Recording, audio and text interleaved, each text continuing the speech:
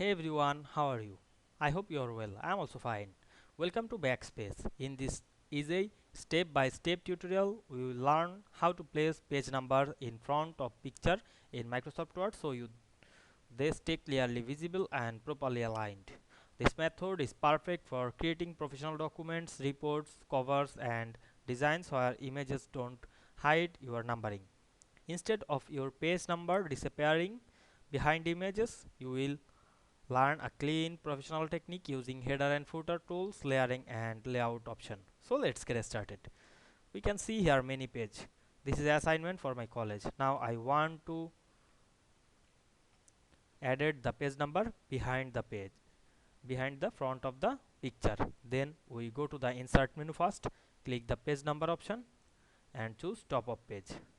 Then we can see here the page number. Then we go to the design menu, click picture option, then choose picture from our file.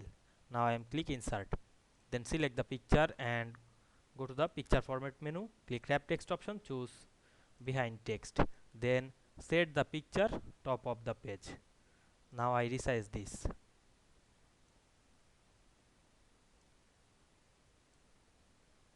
then double click or go to the design menu and close the header and footer.